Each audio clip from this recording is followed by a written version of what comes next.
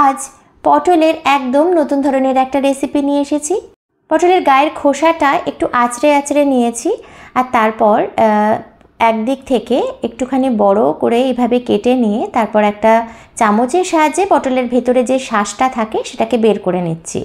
আচ্ছা, আর একটা দিক কিন্তু পুরোপুরি আটকানো থাকবে, শুধু একটু কেটে রাখবেন অল্প করে, মানে দোরমার জন্য আমরা যেরকম করে পটল রেডি করি ঠিক সেই রকম। দেখুন এটা কিন্তু হয়ে গেছে। আচ্ছা, এখানে আমি একটুখানি চিকেনের ছোট ছোট টুকরো করে নিয়ে নিয়েছি, মোটামুটি 150 গ্রামের মতন হবে, এবং চিকেনটা অবশ্যই বোনলেস হতে হবে। একটা কড়াইতে খানিকটা সর্ষের তেল দিয়ে দিলাম, মোটামুটি 2 টেবিল স্পুনের মতন। অল্প একটু নুন দিয়ে দিলাম। প্রথমে পটলগুলো আমি ভেজে নেব, একটু এধার ওধার করে ঢাকা দিয়ে একটু ভেজে নেব, যাতে পটলগুলো ভাজার সাথে সাথে একটু সেদ্ধও হয়ে যায়। দেখুন মোটামুটি ভাজা হয়েই গেছে। এরকম হয়ে গেলেই এগুলো তেল থেকে তুলে নেবেন।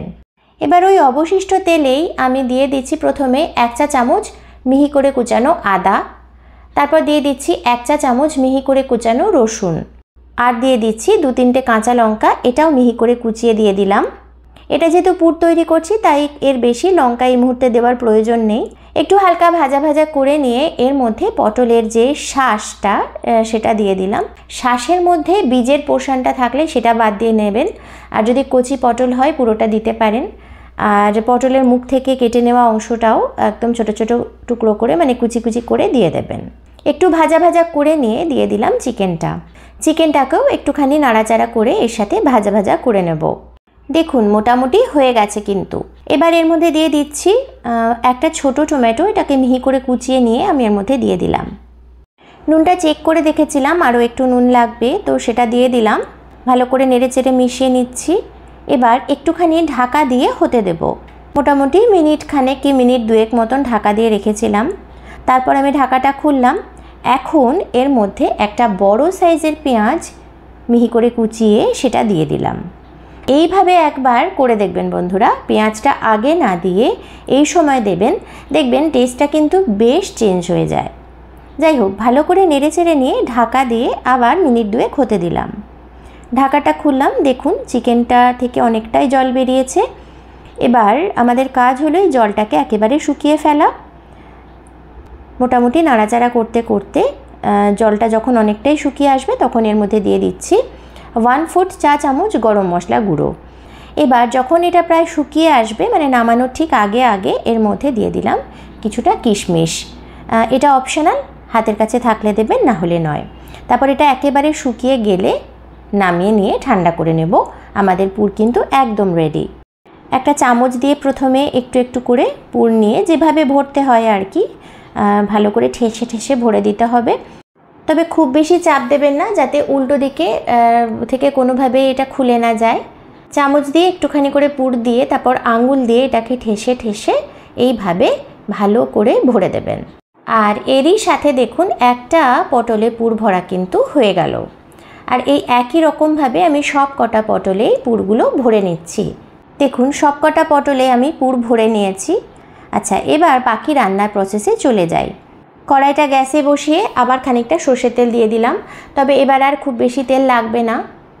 1 চা চামচ ঘিও দিয়ে দিচ্ছি, যাতে একটা সুন্দর অ্যারোমা বা গন্ধ হয়। তেল আর ঘিটা গরম হয়ে গেলে এর মধ্যে প্রথমে একটা তেজপাতা ফোড়ন দিয়ে দিচ্ছি, আর দিয়ে দিচ্ছি গোটা গরম মশলা, 2টো এলাচ, 2-3টে লবঙ্গ আর এক টুকরো দারচিনি, এটা আমি ফোড়নে দিয়ে দিলাম। ফোড়নটা তৈরি হয়ে গেছে। এখন এর মধ্যে একটা বড় সাইজের পেঁয়াজ একদম মিহি করে কুচিয়ে দিয়ে দিলাম। পেঁয়াজটা ভালো করে একটু ভাজা ভাজা করে নিয়েছি। এখন এর মধ্যে একটা বাটা মশলা দিয়ে দেবো। এতে আছে একটা মিডিয়াম সাইজের টমেটো, 5-6 কোয়া রসুন, 1/2 ইঞ্চিরও একটু কম আদা, আর 3-4টে কাঁচা লঙ্কা, মানে ঝালটা যে যেমন খান তেমন দিয়ে দেবেন। 1/2 চা চামচের মতো হলুদ গুঁড়ো, স্বাদ মতো নুন দিয়ে দিলাম, আর 1 চা চামচ চিনি দিয়ে দিলাম। চিনিটা একসাথে দুটো কাজই করবে, একটু রঙটা ভালো হবে আর একটু স্বাদের বা টেস্টের ব্যালেন্স করবে। সব কিছু ভালো করে কষিয়ে নিয়ে এখন এর মধ্যে দিয়ে দিচ্ছি জল। এখন গ্রেভিটা ফুটতে শুরু করেছে, এর মধ্যে ওই স্টাফ করে রাখা পটলগুলো দিয়ে দিলাম। সবকটা পটল দিয়ে দেওয়ার পর একটুখানি ভালো করে নেড়ে চেড়ে মিশিয়ে নিলাম, তবে কাজটা খুবই হালকা হাতে করতে হবে। এখন বেশি জোরে নাড়াচাড়া করতে গেলে পটলের ভেতর থেকে পুর বেরিয়ে আসার সম্ভাবনা থাকে, তাই সাবধানে কাজটা করতে হবে। একটু ঢাকা দিয়ে 2-3 মিনিটের মতন হতে দিলাম। ঢাকাটা খুললাম, পটলগুলো একটু দেখে নিলাম যে এগুলো সেদ্ধ হয়ে গেছে নাকি। আর দেখুন বন্ধুরা, ঠিকঠাকভাবেই সব সেদ্ধ হয়ে গেছে।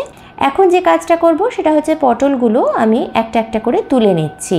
গ্রেভিটাকে আসলে আরও একটু শুকিয়ে দেব, তো সেই জন্য পটলগুলোকে তুলে নিলাম। আমার একটুখানি পুর বেশি ছিল, তো সেটা আমি এখন এই গ্রেভির মধ্যে দিয়ে দিলাম। আপনারাও চাইলে এটা করতে পারেন, তাতে করে গ্রেভিটা আরও অনেক বেশি টেস্টি হবে। সব কিছু খুব সুন্দর করে মিলিয়ে মিশিয়ে নিলাম। অল্পই একটুখানি গরম মশলার গুঁড়ো দিয়ে দিলাম, আর তারপর ভালো করে নেড়েচেড়ে মিশিয়ে নিয়ে একটুখানি গ্রেভিটাকে শুকিয়ে নিয়ে গ্যাসের ফ্লেমটা অফ করে দিলাম। সার্ভ করার জন্য প্রথমে পটলগুলোকে একটা প্লেটে সাজিয়ে নিচ্ছি, আর তারপর ওপর থেকে গ্রেভিটা ছড়িয়ে দেব। এই রেসিপিটা এতটাই টেস্টি হয় বন্ধুরা, যদি আপনারা একবার বানিয়ে খান তবে বারবার বানাবেন। যদি ভালো লেগে থাকে তবে চ্যানেলটাকে সাবস্ক্রাইব করে আমার পাশেই থাকার অনুরোধ করছি। আজ তাহলে এই পর্যন্তই, দেখা হবে আগামী পর্বে। Till then, take care, bye by.